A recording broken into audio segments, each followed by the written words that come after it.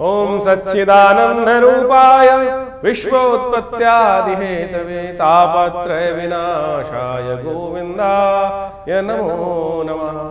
कृष्णाय वासुदेवाय हरये परमात्मने प्रणताक्लेशनाशाय गोविंदाय नमो नमः। नमस्कार, स्वागत है आपका आचार्य वाणी में। मैं आचार्य डॉक्टर विक्रमादित्य आपके साथ हूँ। आज का विषय हमारा है कन्या राशि वालों के लिए 16 तारीख शनिवार का अवसर जन्माष्टमी का सुंदर योग बन रहा है। और ये जन्माष्टमी जो है विशेष तौर पर आपको समझे कई कल्याणकारी योग लेकर आई है आपके लिए। ये जन्माष्टमी शनिवार को आई है और आपकी राशि के दृष्टिकोण से इस वक्त शनि महाराज आपके लिए जो ढैया बना रहे हैं, कल्याण ढैया, वो कहीं ना कहीं बहुत दुख देने के योग बना रही है आपके लिए कन्या राशि वालों। कन्या राशि वाले लिख के भेजते हैं, कई बार हम पढ़ते हैं कि महाराज बहुत दिक्कत है। वो इसलिए दिक्कत है क्योंकि शनि हमारा बैंक अकाउंट खाली है पुण्यों का। अगर बैंक अकाउंट भरा हो ना पुण्यों के अकाउंट से, बैंक बैलेंस नहीं बोल रहा हूं मैं आपको, पुण्यों का बैलेंस, तो कब शनि के खराब इफेक्ट आया, ग्रहों का खराब इफेक्ट कब निकल जाए और वो पुण्य अकाउंट बढ़ेगा शुभ कर्मों से। हमारे शुभ कर्म कम हो जाते हैं, इसलिए हम इन ग्रहों के नेगेटिव प्रभाव में फंस जाते हैं। बहुत सारे लोग हमने देखे होंगे कहते हैं जी कब कौन से कहाँ इनके ऊपर आ रही, उनका जो पुण्यों का अकाउंट कहीं ना कहीं, चाहे पूर्व अर्जित कर्म, कहीं ना कहीं एक छोटे से पुण्य से कष्ट से निवृत्ति का योग बन जाता है। वो दिन है ये आज जन्माष्टमी का दिन। इसलिए कहा जाता है जन्माष्टमी के दिन व्रत रखें, भगवान का नाम का संकीर्तन करें। इस बार तो जन्माष्टमी शुद्ध रूप से आई है। बहुत सारा भेद होता है, कुछ लड़ते रहते हैं कि आज नहीं है कल है। इस बार तो कम से कम एक निराकरण तो है कि शुभ तिथि एक ही दिन पड़ रही है, तो इस शुभ योग का लाभ लेने का समय है। 16 अगस्त को इस बार जन्माष्टमी का सुंदर योग बन रहा है और जन्माष्टमी का योग ग्रहों के दृष्टिकोण से इस बार सबके लिए, स्मार्ट वैष्णव सब लोग शनिवार को कोई मतभेद नहीं रहेगा। आमतौर पे बहुत सारे मतानुसार कई बार मतभेद उत्पन्न हो जाते हैं कि हम इन हमारे आचार्यों के अनुसार से इस योग में माना जाए, इस योग में माना जाए। लेकिन इस बार यदि पंचांग को देखा जाए तो बहुत सारे द्वंद्वों को करने की जरूरत ही नहीं है। अष्टमी उदया तिथि के रूप में विराजमान है 16 तारीख को, और उसके साथ साथ सुबह रात्रि के समय जिस वक्त भगवान का जन्म माना जाता है उस समय वृषभ लग्न भी उपस्थित हो ही जाएगी। और साथ साथ चंद्रमा भी विशेष तौर पर यदि देखा जाए तो वृषभ राशि में ही उस दिन उच्च के विराजमान होकर रहेंगे।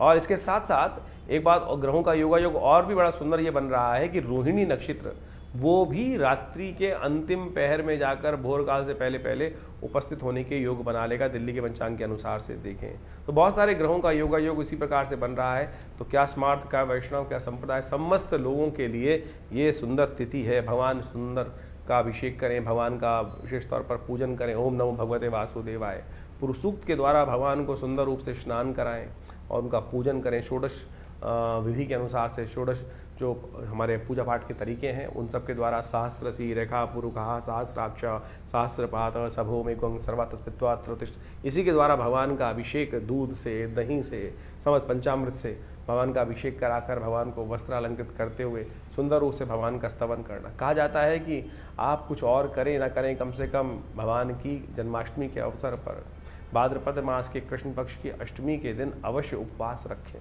तो उपवास रख के भगवान का सुंदर रूप से संकीर्तन करें, पूजन करें, भगवान का अभिषेक करें, हरिनाम का संकीर्तन करें। और केवल इसी से आपके अनेक जन्मों के कष्ट जो हैं वो कट जाते हैं। उपवास रखिए। उपवास का मतलब केवल भूख हड़ताल नहीं होता है। आजकल बहुत सारी समस्याएं क्या हो गई, उपवास लोग करने की जहाँ बात की जाती है तो खाना पीना छोड़कर बैठ जाते हैं। उपवास का मतलब कतई भूख हड़ताल नहीं है। व्रत का मतलब कुछ और है। व्रत का मतलब तो विशेष तौर पर कुछ लोगों ने ऐसा बना दिया कि भैया आज भोजन नहीं करेंगे। मुझे वो बताइए, मैं सीधी तरह से, उपवास करनी बहुत अच्छी, व्रत करना एक बहुत बढ़िया सिद्धांत है। खाना भी ना खाएं तो ठीक है, विश्राम मिलना चाहिए। लेकिन एक बात, छोटी सी बात समझने की आवश्यकता है। आपका बच्चा यदि सुबह से लेकर शाम तक कोई बात कर रहा हो, आपको ये चाहिए, पिताजी ये चाहिए, माताजी ये चाहिए, और सुबह से लेकर दोपहर तक, रात तक खाना ना खाए, तो मुझे एक बार बताएं, क्या माता पिता प्रसन्न होंगे?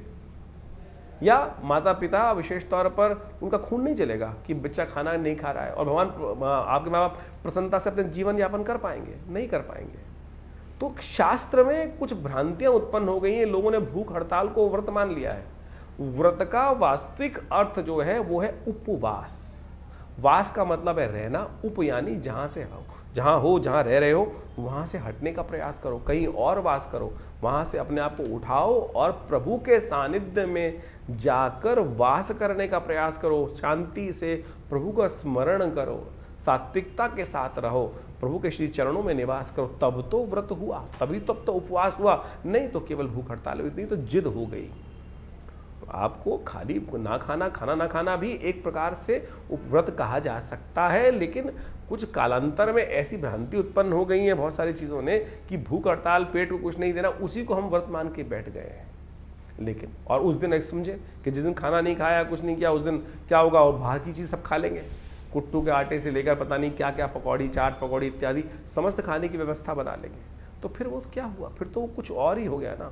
इस व्रत में हरिनाम का संकीर्तन, जागरण, भगवान के नाम का जप, भगवान के क्रियाकलाप जो हैं उनकी कथाएं पढ़ना, उनकी कथा सुनना, उनके मंत्र का जप करना, दान पुण्य करना, सात्विकता का से जीवन निर्वाह करने का प्रयास करना, और विशेष तौर पर मनसा वाचा कर्मणा प्रभु के नाम का संकीर्तन करना, ये तो हुआ उपवास।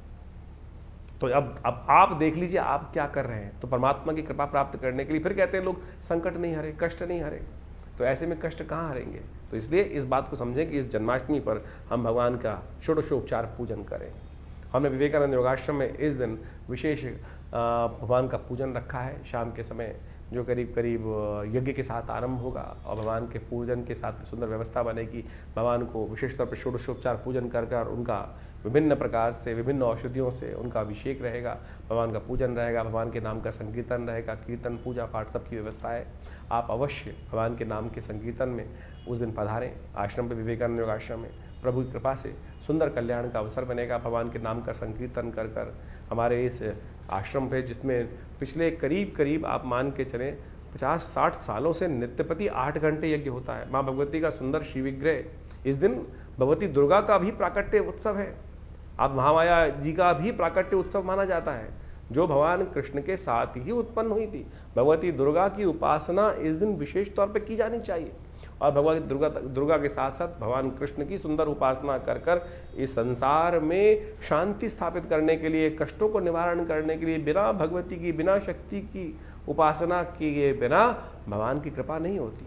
तो इसलिए सुंदर रूप से आप अपने कार्यक्रमों में, यज्ञ में सम्मिलित हों। भगवान के नाम के संकीर्तन में हम विशेष रूप से कार्यक्रम रख रहे हैं, तो आप अवश्य अपना स्थान आरक्षित कर कर इस कार्यक्रम में सम्मिलित हो सकते हैं। तो जन्माष्टमी के दिन कन्या राशि वालों, आप खास तौर पर भगवान की सुंदर उपासना करने का प्रयास करें। आपकी राशि के दृष्टिकोण से पंचामृत बनाएं, तुलसी दल उसमें डालें, और सुंदर रूप से केसर युक्त, तुलसी दल युक्त, चंदन युक्त, कपूर कचरी युक्त पंचामृत बना के गंगा जल के साथ शंख से भगवान का अभिषेक करते हुए भगवान को वो जल अर्पित करने का प्रयास करें। दूध, दही, मीठा, शहद, इन सब चीज़ों को मिलाकर, घी इत्यादि मिलाकर पंचामृत बनाएं और उससे केसर युक्त पंचामृत का भगवान का अभिषेक करें। वो फिर चरणामृत ग्रहण करने का प्रयास करें, जिसमें कहा जाता है अकाल मृत्युहरणम सर्वव्याधि विनाशनम विष्णु पादोत्कम पित्वा पुनर्जन्म न विद्यते। अवश्य इसको ग्रहण करने का प्रयास करें। ईश्वरी कृपा से कष्ट निवृत्ति के योग बनेंगे। देखिए, शनि को मनाने के लिए कुछ खास उपाय अवश्य कीजिएगा। आपकी राशि के दृष्टिकोण से आपको अवश्य कार्य करना चाहिए। तुलसी जो है कहाँ चढ़ती है? भगवान के सिर पर।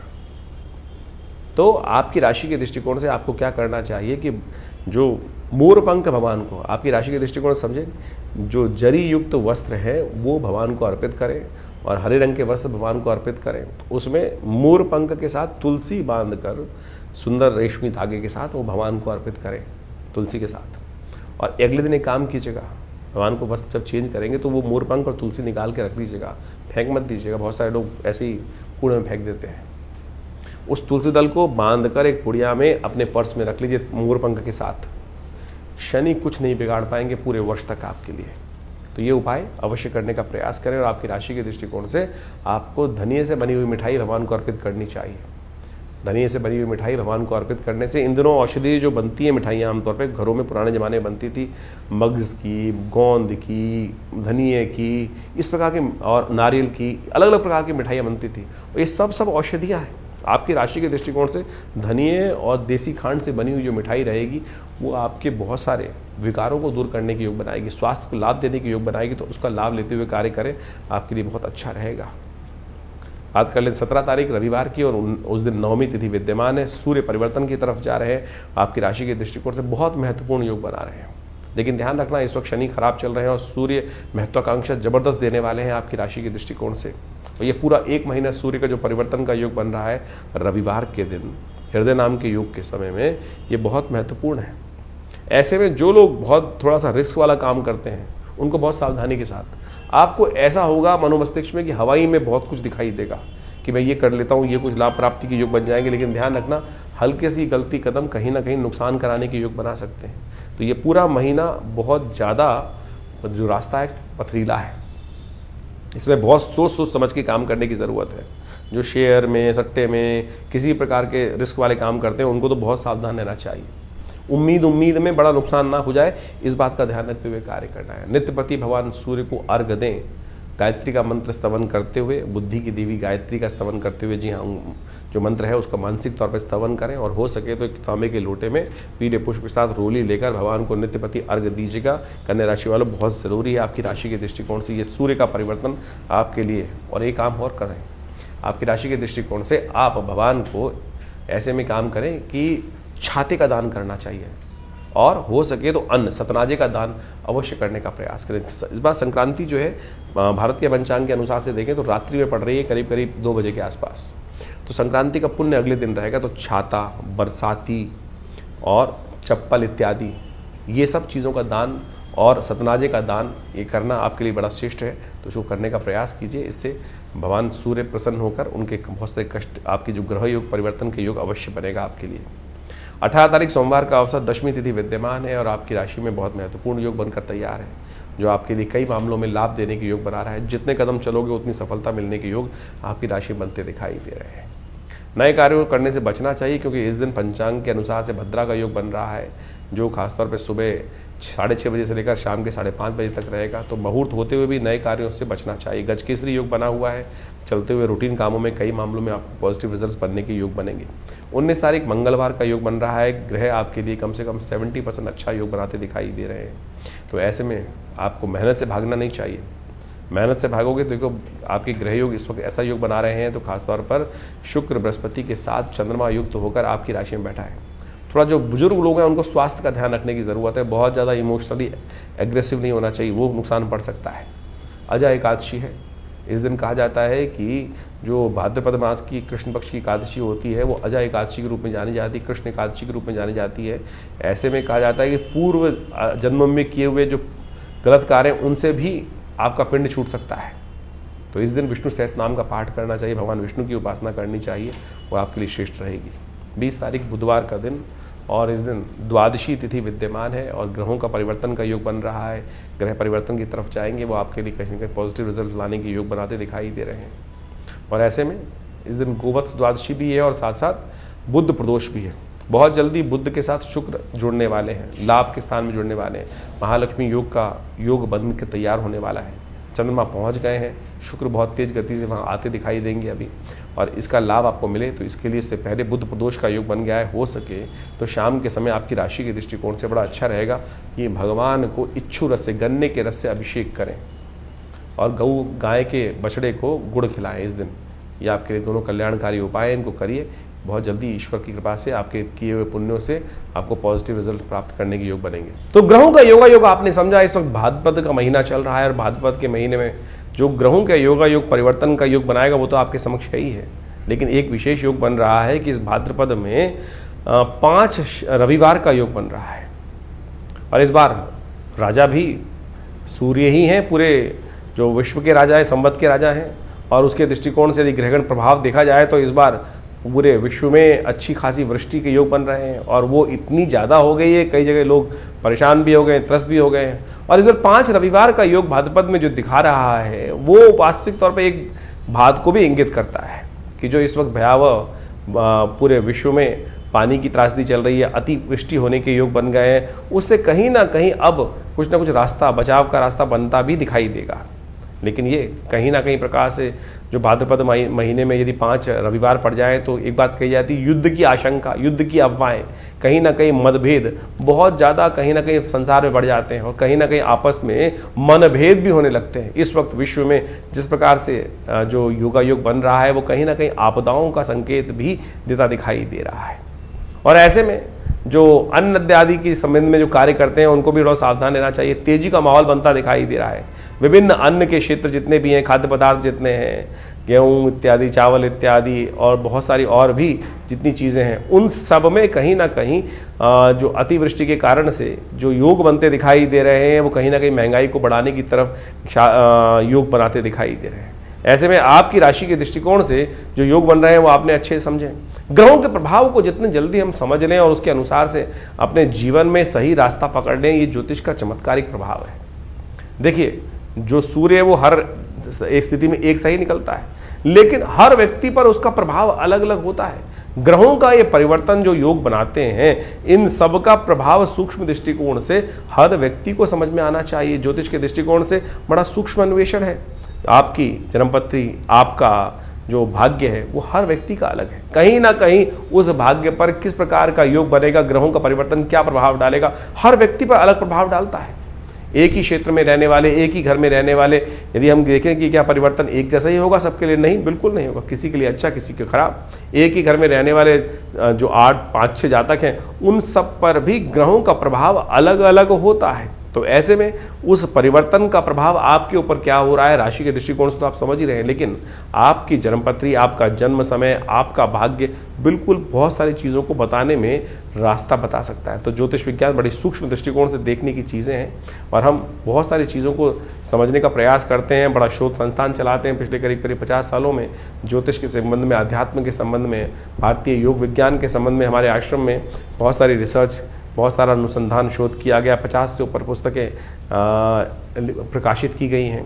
सदगुरु आचार्य श्री केशव देव जी के महाराज के सानिध्य में रहकर हमने बहुत सारे विभिन्न भारत की पराविद्याओं के ऊपर कार्य किया, चाहे वो मंत्र विज्ञान है, चाहे वो यज्ञ विज्ञान है, चाहे वो कर्मकांड है, योग की सहस्त्रों शाखाएं हैं, और उन सब के ऊपर मुद्रा विज्ञान इत्यादि बहुत सारे अलग अलग विषयों के ऊपर बहुत सारा शोध अनुसंधान करके चीज़ों को समझने का हमने प्रयास किया।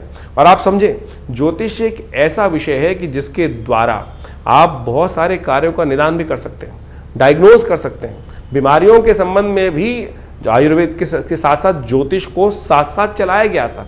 आज जो समाज में जो आयुर्वेद का या चिकित्सा विज्ञान का भाव है, वहाँ ज्योतिष के एक पार्ट को निग्लेक्ट कर दिया गया है। अरे ज्योतिष पूरी तरह से डायग्नोज पर ही है, आपके ग्रह बदले और वो कहीं ना कहीं कौन सा रोग उत्पन्न करेंगे, किस प्रकार से बीमारी का रास्ता बनाएंगे, ये भी ज्योतिष के अंदर बहुत अच्छे से, अगर समय खराब चल रहा है, किस प्रकार से कौन से मंत्र को जप कर कर, कौन सी मुद्रा का प्रयोग करके, कौन सी औषधि कब आपके लिए अच्छी अनुरूप रहेगी, कौन सी औषधि कब कार्य नहीं करेगी, ये भी ज्योतिष विज्ञान के माध्यम से आप बहुत अच्छे से समझ सकते हैं, कार्यों को कर सकते हैं। हमने इसके ऊपर बहुत अच्छे से चीज़ों को समझने का प्रयास किया। बहुत सारी चीज़ें हम समय समय पर आपके बहुत सारे अपने इन कार्यक्रमों के माध्यम से आपके समक्ष रखते भी आए हैं। तो आप ज्योतिष विज्ञान को सही रूप समझने का प्रयास करें। विडंबनाएं, बहुत सारी लोग आपके मन में ऐसे भाव डालने का प्रयास करेंगे कि सब कुछ भी सत्य नहीं है। अरे नहीं, एक एक चीज़ सत्य है, एक एक चीज़ का प्रभाव है। इसको आप समझें। हमारे ऋषि मुनियों ने हजारों लाखों पुस्तकें, लाखों अनुसंधान हमारे समक्ष उपस्थित किए हैं। हर ऋषि, करोड़ों ऋषि हुए आज तक हो चुके हैं, और उन सब ने अपने शोध हमारी भारतीय संस्कृति में जगह जगह बताए हैं, और लोग उसका प्रभाव देखते भी आए। और हमने खुद देखा, बहुत सारे महामृत्युंजय मंत्र इत्यादि, बहुत सारे अनुष्ठान जो समय समय पर करते हैं, उनका प्रभाव बहुत प्रत्यक्ष रूप से होता है। चाहे वो जीवन की स्वास्थ्य संबंधी समस्याएं, चाहे वो जीवन की किसी भी पहलू से संबंधित समस्या है, उसका निदान करने के लिए विभिन्न मंत्रों के माध्यम से, विभिन्न उपायों के माध्यम से, चाहे वो रत्न है, चाहे वो विभिन्न उपाय हैं, चाहे वो दान है, चाहे वो पुण्य है, चाहे वो औषधि है, चाहे वो ध्यान है, इन सबको मार्ग अपना सकते हैं। और तो और मुद्राएं तो अपने आप में चमत्कारिक प्रभाव दिखाती हैं। ये शरीर के जो विभिन्न भागों के द्वारा योग और विभिन्न मुद्राओं का उपयोग किया जाता है। जैसे किसी का बृहस्पति खराब है तो ये ज्ञान मुद्रा का नित्य प्रति अभ्यास करें, देखें, किसी और चीज़ की आवश्यकता ही नहीं पड़ेगी। शनि यदि खराब चल रहा है, शनि का दुष्प्रभाव बहुत ज़्यादा जीवन में हो रहा है, तो यदि नेगेटिव प्रभाव है तो इसको इस मुद्रा के द्वारा, शून्य मुद्रा का उपयोग करते हुए, शनि की मुद्रा का उपयोग करते हुए यदि मंत्र जप किया जाए, कुछ भी उसका नित्य प्रति इस मुद्रा का अभ्यास किया जाए, तो उससे भी बहुत जबरदस्त प्रकार से आपकी समस्याओं को ठीक करने में रास्ते मिलते हैं। तो ऐसे बहुत सारी चीज़ें हैं, बहुत सारे मार्ग हैं जिनको आप समझेंगे तो बहुत अच्छे से रास्ता बनता दिखाई देगा, कष्टों को निवारण करने का योग बनता दिखाई देगा। और इन सब चीज़ों को हमें अच्छे से समझ लेना चाहिए। बहुत सारे लोग, ये कहानियाँ नहीं है, पुराण इत्यादि में जो रहस्य बताए गए हैं वो कतई किसी प्रकार भी कहानियाँ नहीं है, लेकिन उनके पीछे उसका आदि भौतिक, आदि दैविक रहस्य छुपा हुआ है। उन रहस्यों को हमको समझना चाहिए। अभी सावन का महीना समाप्त हुआ, सावन में भगवान का जैसे हम रुद्राभिषेक करते हैं, रुद्राभिषेक करते हुए भगवान पर विभिन्न प्रकार से भगवान को स्नान कराया जाता है, कभी दूध से, कभी दही से, कभी भस्म से। भगवान के ऊपर बिल्वपत्र चढ़ाए जाते हैं, दूर्वा चढ़ाई जाती है, भंग चढ़ाई जाती है, और तो और वो आक के पत्ते चढ़ाए जाते हैं, धतूरे के पत्ते चढ़ाए जाते हैं।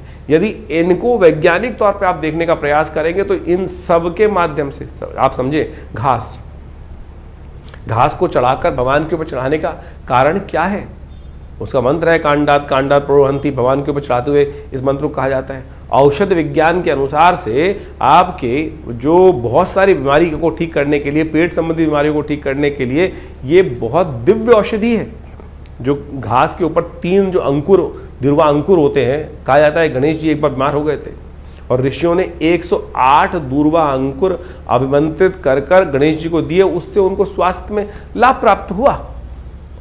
इसी प्रकार से विभिन्न जो चीजें हमारे क्रियाकलाप कर्मकांड के सिद्धांत से भारतीय संस्कृति में बताई गई हैं, पुराण इत्यादि में चीजों में बताए गए हैं, वो सब के सब क्रियाकलाप बहुत रहस्यपूर्ण है, परम वैज्ञानिक है। औषधीय दृष्टिकोण से भी उसको अच्छे से समझा जा सकता है। तो आप इन सब को समझें। हम समय समय पर आपकी राशि के दृष्टिकोण से बहुत सारी चीज़ें बताते हैं, लेकिन जन्मपत्री भी उसका बहुत विशद विषय है और बृहद विषय है। साथ साथ आपके हाथ की रेखाएं, मस्तिष्क की रेखाएं और ये सब का सब शरीर की जो विभिन्न आकृति विज्ञान है, वो ज्योतिष के अनुसार समुद्र शास्त्र के माध्यम से इन सब रहस्यों को अच्छे से समझकर हम जीवन में उत्थान की तरफ आगे चलें। और भारतीय संस्कृति परम बहुत सुंदर रूप से उपस्थित किए गए इन सब रहस्यों को, तो आप यदि इन सब चीज़ों को समझेंगे तो बहुत बढ़िया आपके लिए बहुत सारे विषयों को अच्छे से हम बताएंगे। आश्रम से द्वारा जो प्रकाशित पुस्तकें हैं वो आप हमारी वेबसाइट पे जाके देख सकते हैं। mudrasforhealing.com वेबसाइट है हमारी, acharyavikramadiत्य.com वेबसाइट है हमारी, vivekanandnaturecure.com ये भी हमारे आश्रम की ही वेबसाइट है। और यहाँ पर हमारे आश्रम की समस्त गतिविधियों को समय समय पर हम बताते रहते हैं। बहुत सारे विभिन्न कार्यक्रम आश्रम पे समय समय पर चलते रहते हैं और इन सब विषयों को आप अच्छे से समझकर और इन सब से आश्रम से जुड़े। और स्वागत है आप सबका हमारे यहाँ जो नित्य प्रति कार्यक्रम होते ही हैं। रविवार को विशेष कार्यक्रम में, यज्ञ में आप सब लोग सम्मिलित हो सकते हैं। सुबह 8 बजे से लेकर करीब करीब 10 साढ़े 10 बजे तक भंडारे के साथ बड़ा यज्ञ और स्वाध्याय इत्यादि का कार्यक्रम चलता है हर रविवार को। और आप सब अपने विषयों को लेकर आश्रम पे उपस्थित होंगे तो हम अवश्य जो भी भगवान की कृपा से रास्ता बनेगा अवश्य आपके साथ बनाएंगे। जीवन में कल्याण का मार्ग प्रशस्त हो, आप सबको आशीर्वाद, कल्याण हो, भगवान का कृपा आपके साथ हमेशा बनी रहे।